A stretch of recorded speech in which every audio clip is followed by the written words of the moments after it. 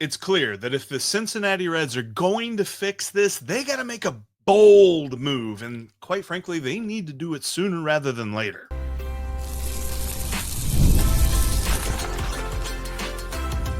You are Locked On Reds, your daily Cincinnati Reds podcast, part of the Locked On Podcast Network, your team every day.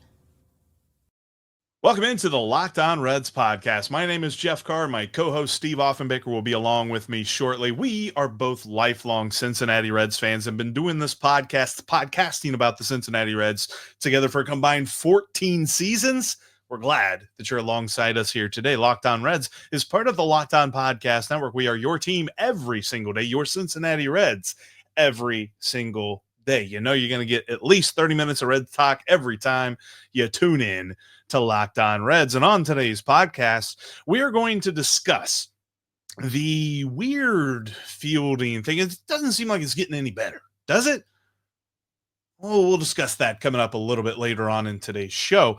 We're talking about bold moves, though, and what the Reds need to do, because it's got to be bold. They got to make a move, and that probably includes making a trade that might hurt. What does that look like? We'll discuss that here in a few minutes. But Steve and I, along with the help from the viewers and the commenters of the live show from Monday, as this is a replay of the second half of the live show, in case you missed that, we had a great discussion as to what the Reds need to do to fix this.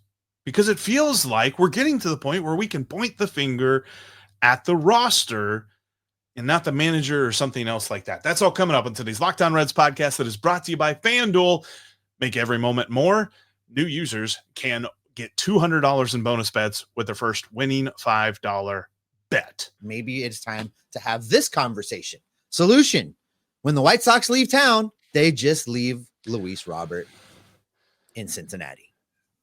Well, and this also follows I would be curious to know if the White Sox general manager is on this trip.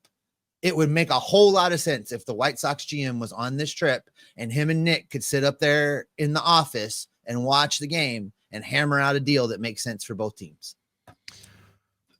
I think, oh yes, let's couple that comment with Chad Love. He says Reds need to be bold before the trade deadline. That may mean trading a young pitching prospect with a guy like Steer and low-level player. They need a pro in the outfield. And I think I'm kind of there. I don't know who that is. I don't know who that is on the current roster, but the Reds need to look at this and say there's no single person that is untouchable. And if we can make the roster better, that's what we need to do. Because there's nobody on this team that you're looking at and you're saying we absolutely can't not have this guy on the roster. I mean, Elly's probably the only guy closest to it, but even right now, he's in a position where it's like, he needs to be better. So do you bring in that other guy who can make him better on the team? And what is required to get that guy? What is required to get Luis Robert? I don't want it to be like a crazy overpay, but I think is much better with him in it. Yeah, I think his value has come down. And I was pulling up the stats, and Miss Nikita's getting there, right? Hang on, let me get it. There it is. Robert's batting 186. He's not the answer. Yeah, he's got 5 home runs already on the year. He's stolen 15 bases, and you'd be putting him in Great American Ballpark for the rest of the season. If that ridiculous asking price that the White Sox had for him in the offseason is now down here a little bit because of how he's performed on one of the crappiest teams ever assembled, by the way, if we can get him for less, I'm willing to have that conversation now. I was not willing to have that conversation when the sky was the limit on what the White Sox were asking for, and you were talking about a guy that's oft injured and inconsistent.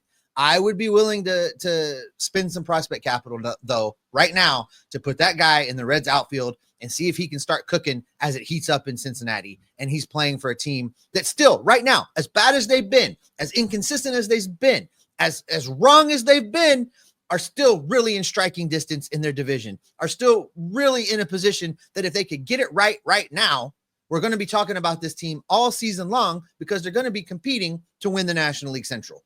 So you're right, Jeff. Now's the time. Trade deadline, forget trade deadline.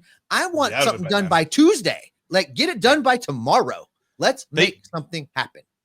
Well, and let's point this out. Like the 5 home runs and the 15 stolen bases, that's one less homer than Elly has and one more steal than Elly has right now. So sure, the 186 batting average is not sexy at all, but we can talk about unsexy batting averages by looking at half this lineup. So that probably improves, along with some of the guys hopefully improving. But I think overall, like, just get more talent. We're starting to get to the point, Steve, where it's like, okay, this strategy, that strategy, this injury, that injury. Like, I think at some point we've got to ask the question, how much talent does this roster really have? And I think where we were this offseason, as opposed to our feelings on this team now, I'm starting to wonder a little bit.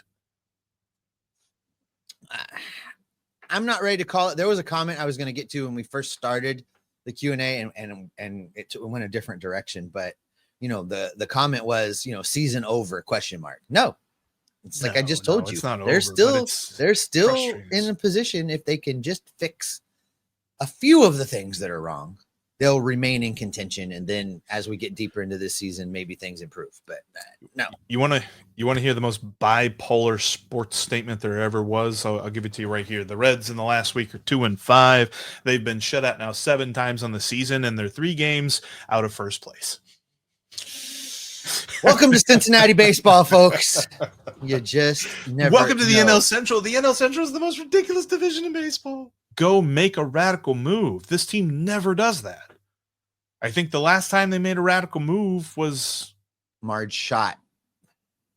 Well, that made it into the show today. All right. No, I mean, she's the last one to make a big move, right? Like the last time they really went out and got a bopper to help this team was when she was the owner, right? Yeah. Was it Greg Vaughn? Was it Kevin Mitchell? It was in that time frame, right? Mm-hmm. Like that was the last time they went out and got a bona fide to fill a need on this team. That's a long time ago. Too long. It's infuriating at this point that we constantly see them do things. And I know that the first answer that, you know, somebody from the other side would say, well, they signed Jeimer Candelario to a multi-year deal. When you look at Jeimer Candelario's career before he got to Cincinnati, he was fine. He's all right. He's not a game changer. Jeff, Greg Hughes wants you to spend a minute defending David Bell. Go. I mean, we talk about managing all the time.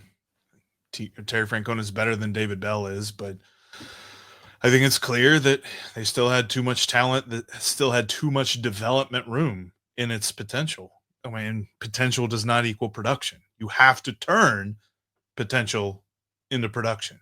And I think that the Reds' biggest question with David Bell was, is he the reason that they're not getting there? Or will he be the reason that they do get there? And I think their answer to the reason that they're not there yet was no. But I think their reason to will he get them there was also no. And so they were looking for somebody who could get them there. And I think they believe that Terry Francona is that guy. I don't know that they knew that Terry Francona was available whenever they fired David Bell, but I got to believe that they were looking at a couple of guys that they really thought, like we were talking about Skip Schumacher probably being the top thing. I don't even know if that conversation was even had, because I don't know that you can make that argument that Skip was the answer as opposed to David Bell, but I can definitely make that case for Terry Francona. I think what was pretty clear from the conversations is that Francona was not on the short list when they pulled the trigger on this, but it took like a day because Marty got involved and reached out to Tito almost immediately. So I feel like that was what shifted everything. But David Bell was not the problem. David Bell was a problem. He was not the problem. He was a problem. Terry Francona is better. So the right move was made. I'm not gonna say that they shouldn't have fired David Bell. David Bell should have been fired. The perfect encapsulation of this, because the Reds did it during the season last year, albeit with barely any days left in the season, but they fired their manager in season. It's the same as asking, was Derek Shelton the reason that the Pirates are bad? Or is Bud Black the reason that the Rockies are bad? Oh, and I forget his name now. because he was here with the Reds for a minute. But was the Rangers hitting coach the problem with their run scoring? And Brett Boone is now going to fix everything? The answer to all of that is no. It's the talent that's on the field. So that's where I keep kind of going back to that question of how talented really is this roster. And I really hope that we start to see that bear itself out, because potential does not equal talent. And the Reds have so much potential, but they just have not realized it yet. All right, a bold move is needed. What's that going to take? Well, probably something we don't like. You got to check out FanDuel right now with the season going on, with the NBA playoffs going on, NHL playoffs going on. So much is happening over at FanDuel, and you can check out the series odds for the Reds and the White Sox. And of course, they've got Dinger Tuesdays tonight, where you can take a player to hit a home run, and that will increase their odds. Already, man, I'm feeling Elly hitting another home run. I think he's coming into a power surge. We've seen him work the strike zone, as we talked about on the last episode of Locked On Reds. I think he's going to hit some more homers this week, especially against the White Sox. I'm taking him for this Dinger Tuesday. You should too. That's over at FanDuel. Again, new users can win $200 in bonus bets with their first $5 winning bet. FanDuel is the official sports book of Locked On. Thanks for always making Locked On Reds your first listen every single day. And for those everydayers out there, appreciate you being a part of the show every single day. If you're not an everydayer, you can become one by hitting that subscribe button here on YouTube or on your favorite podcasting app. Everyone wants a bold move. I would love to hear who you would pick, asking me and you, who we would pick. Who on this team has that kind of draw? A bold move. So I'm assuming asking if we would trade somebody big from the major league roster to bring in an outfielder. Bold move. That's a tough one. That's a tough one because I'm not willing to trade. I'm not willing to trade anybody on the major league roster right now. From the young guys standpoint, a bold move for me is actually being willing to part with somebody like and they've obliterated Chase Petty's trade value right now. So you're looking. You're looking at, well, before they called him up, the narrative was he's just this close to being ready. You could have maybe flipped him to another team under the guise of you'll see him in the majors this year. They have obliterated any idea of another team being able to start him this year. He's clearly not ready. So that changes his trade value. And if it's not him, are you talking about Rhett Lauder? Are we willing to trade Rhett Lauder right now for a bopper? A bopper with multiple years of team control still? The biggest issue though, because I really want the Reds to make a bold move. I want to see that happen. The only thing is the teams that are willing to make a bold move right now are very slim. Like the White Sox are ready to make a bold move, but the only person that you're going for on that team is Luis Robert. And I don't know how bold you really need to be to get Luis Robert. It's not super bold. And then you look at other teams like the Rockies or the Marlins. Like the Rockies' best player is Brenton Doyle, and they're not trading him because he's young and controllable. They're building their team around Brenton Doyle, whatever they're actually building. And maybe their guy that's available is Ryan McMahon, but Ryan McMahon is not a bold enough move for this team. Honestly, the thing that annoys me the most is that back whenever he wrote it, it didn't really bother me that much. But Gordon Wittenmeyer wrote this offseason that, why didn't the Reds go harder after Alex Bregman? And boy, how much better would this team look had they done that? Mm-hmm. Because back then it didn't bother me. I'm like, well, I think they're fine without him. They'd be awesome with him. They'd be in first place, I think. If you're going to go get a meaningful bopper right now, I think you got to trade somebody that's currently in the starting rotation. I don't know if I'm willing to do that. I mean, you got to probably trade Andrew Abbott plus something. Mm-hmm. Are we willing to do that? I'm not willing to do that. It had to just be really, really good. But I agree. Like, you're trading from your strongest position to bring your weakest position up to average. And that's not a great trade-off. Because we've already seen that the depth of the pitching staff has been tested a bit here this season. And to test it even more by trading somebody away from it, it's kind of tough. But I think this is one of those really weird things, right? Like we're approaching this from a fan's perspective where it's like, yes, be bold. And then when we really think about it, we're like, okay, how bold is that? And also, who are they going for? Because, right. I mean, if you're going for a legit bat, like maybe the Blue Jays or maybe because there's some people surmising that maybe the Orioles might blow it up. I don't think they will. I think they will bounce back and they'll be fine. But if the Orioles did blow it up, like go get one of their guys or something. I just don't. It's hard.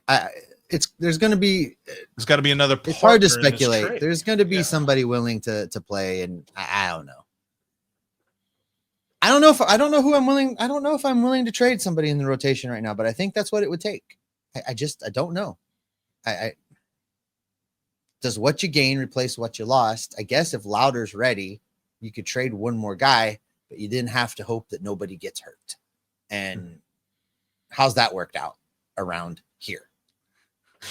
Hoping nobody gets hurt is what they've done for the last, my lifetime. And it hasn't really worked out.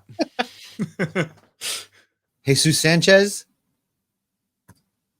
It's a fine move. I don't think that's a bold move. It's not right. Definition He's got more of bold, power, right? He's got power. I mean, you like to see that kind of a power in the middle of the order for the Reds, but I mean, we're also talking about a dude that right now is hitting 213. And for Chad Love says 238. Chad Love says you can't have it both ways. You have to give up something to get something. That seems to be the dilemma. It is the dilemma because I mean, this is why these jobs, these front office jobs are something, man, because the market is wonky. Pitching is valued at such a level that, I don't know. I don't know what I would do if I was Nick Krall, given the fact that he's got crap rolling downhill from the top on him, and he's got the fans unhappy with the product on the field, and he's got to be careful just how many bullets he's willing to expend in a trade. It seems like an impossible job is what I'm saying. Yeah, because you have to spend one thing or the other when it comes to building a team, because you cannot just forego the talent acquisition part of this. The whole idea of drafting and developing or trading an established major leaguer for a minor leaguer that you then develop, that is part of building a team. But acquiring major league talent requires either money or trading your prospects for major league talent. And the Reds are reticent to trade their own prospects and don't like to pay for stuff. So one of those things has to give. Right. This from Nick. Prospects are prospects. Most don't make it over league average. Move them if they're blocked by guys you believe in. So that being said, what kind of quality return could you get for a package of Edwin Arroyo, Chase Petty, and maybe somebody from the way downs in Daytona? Hopefully that's a Luis Robert trade, right? That's where I was going with that. And is Luis Robert worth that in your mind? Like, is that a swing because the prospect, I know the prospect huggers is like the bad label, right? But right. The people that value the prospects and like, no, you can't trade the prospects. Well, Edwin Arroyo is probably what it's going to take. Plus, so what do you do? The other part, I would trade those guys. I agree with Nick. I agree with Nick. You get me a bopper, you get me an outfielder that reasonably could be relied on to, I don't know, be a major leaguer. I'm trading Arroyo. Mm-hmm. I'm not convinced he can hit in the big leagues. I know he'll play a mean shortstop, but I'm not convinced he can hit in the big leagues. Won't hit for power, that's for sure. So I think too, the other part about this though is, can you outbid somebody with that trade? Because I saw something the other day. I'm trying to remember who wrote it, but there was somebody writing from a national perspective that basically compared Luis Robert to what Carlos Beltran was. You remember back when the whole Carlos Beltran trade deadline sweepstakes was going on, and like everybody was trying to give up their entire farm system to get Carlos Beltran. There's a lot of people that are thinking that that is how the trade sweepstakes for Luis Robert is going right now, which I don't know that I totally buy that, because I think if that were the case, he would have already been traded. I don't think the White Sox, if the White Sox phone was ringing off the hook this offseason, they're not just sitting there like, no, we're gonna play him. No. And I think that's not necessarily the case, but there's probably going to be a couple of teams bidding for him in the trade deadline. So I would hope that Arroyo, Petty, and I can't think of a name, but yeah, like you mentioned, like a lower level, but kind of in the top 30 type guy is on that list. But I think it's higher up on the list that I don't know if it wins. All right, let's switch gears because the Reds still continue to make the same old mistakes.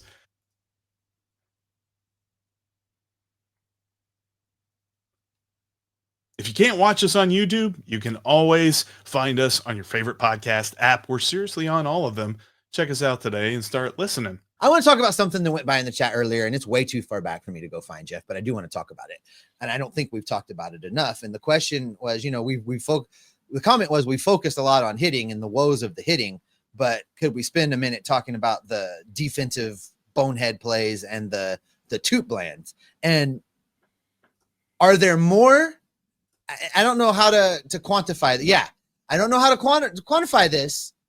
Are there more boneheaded defensive plays and toot blands than there were last year? Or are we just more aware of them because one of the first things that guy, put him back, that guy over there, Terry Francona over there he is. Yeah, you're pointing in the wrong direction there. I'm mirrored. I'm confused. It's over there. That guy, Tito Francona, one of the first things he said was, we're going to play baseball the right way, by God, and I'm going to hold people accountable. Well, still see the same stuff. How's that working out for you? And I still hold true that this kind of points me back to my questions about where this roster is. Like, Elly is one of the smartest baseball players in the league, but we still see the same stuff. We still see him airmailing throws the guys on routine ground balls, and we see him running into other people. Like, that ball was Gavin Lux's to have, and I'm blanking on the inning that it happened, but it was a fly ball and it was in short left field. And yes, Elly can get to that, but if Gavin Lux can get to that and he can call him off, that's Gavin Lux's ball. Whether or not he was calling him off, that's one of those things that's hard to tell because we don't have, microphones down on the field. But Elly's got to be aware that there are just some plays that the other guys can make. And I think that's where he forgets that sometimes. He feels like he has to be Superman and make every play. And that's when we see him make mistakes. And I think that's the hardest part about all this. And we see plenty of base running mistakes from, I think that's the reason that Blake Dunn got sent down. It wasn't the bunt, although the bunt was pretty bad, but we've seen plenty of base running mistakes from Blake Dunn so far this season, plenty of base running mistakes from multiple guys on this roster. I think we feel as though it's happening more often because we are looking for it more often. I agree with you. I don't necessarily think that it's because it is happening more often. It's just because it's not happening less often, and we want it to be less often. We've reached the point in the season where we're now saying that because Noelvi Marte is not here, everything has gone to crap. This from Hollywood. It's not a coincidence that when Noelvi Marte went down, everything went to crap. Everyone else is overrated. It definitely made a difference. Noelvi was the only one, seemingly, that was figuring it out. And he goes and gets hurt with an injury that's going to take 2 more months before he's back to even swinging a bat. So, yeah, that was a big blow. But, I don't know that he was going to be the answer this year. I'm not but going to yeah, go back. Hollywood, I know it sounds like I'm picking on you. You're not wrong. He was probably the best performing guy in the lineup when he went down. So, yes. There's a lot of coincidence. It screwed everything up. There's a lot of coincidence. I mean, that's like what you say that Austin Hayes is the best hitter in the lineup. And it's like, well, he has nice stats for the 16 games or whatever that he's played. And the Reds have scored a decent amount when he's played. But does that make him the best hitter in the lineup? That's up for debate. With Noelvi Marte, I can go back and look at receipts whenever we had the episode, whenever the Reds cut him from big league camp. And 100 people were on the comment section going like, well, yeah, duh. Water's wet. The sky's blue. Of course he's going to the minor leagues. He sucks. Adrian wants you to take a look at his lineup and weigh in on it. He's got Adrian's asking, what about Friedel, Lux, Elly, Hayes, Espinal, Ty, Steve, Steer, Joe? So we got Ty, Steve at catcher, Espinal at third base, Steer at first, Joe in left, or who's right. Who's the DH in this situation? Luck? No. Luck. Well, maybe Lux. Maybe Steer is and Joe plays first. Listen, Adrian, at this point, I don't care what they do. They just need to shake it up. Like, I don't care if they pull. Listen, I'm so fed up with how it's gone. They can put all the names in a hat and just pull them at the beginning of each game. I don't care. He does not have McLean in there. And I will say this, you can't take his glove off the field. You can hide his bat in the bottom of the lineup, but you can't take his glove off the field. I agree with that. There's people that are in that building every day that have told me, and this is a big statement, that when it's all said and done, he could be the best defensive second baseman to ever play for this team. Now that's a big statement. And they said could be. They didn't say will be. Potential. But he's pretty good. He's pretty good in the field. Yeah, you can't take his glove off the field, but you can certainly hide his bat until he gets things going. I mean, there's certain things that still point to a turnaround. There's nothing that is telling me that he cannot turn around. He still has a 47% hard hit rate. It's just his batting average on balls in play is super low. And I think once that rights the ship, we're going to see him go on a streak. He is going to have a streak that probably like, you know how it's like a seesaw, right? Like right now, everything is tipped to the bad side. There's going to be a streak that tips everything back to, being pretty decent. I still think Matt McLean finishes the season with a batting average over 260 and a slugging percentage that probably looks all right, like a 430, 440 slugging percentage. And that seems kind of astronomical based on where he is right now. What do you think? Is this fair from Carrie? Carrie says, Joe reminds me of Fairchild. Even looks like him a bit. Dude, comparable? He's not as fast. Probably. He's not as fast. He's not as fast as Fairchild, right? Is Fairchild... Okay. He's slightly better. If you could only... If I force you to carry one of those guys on your roster...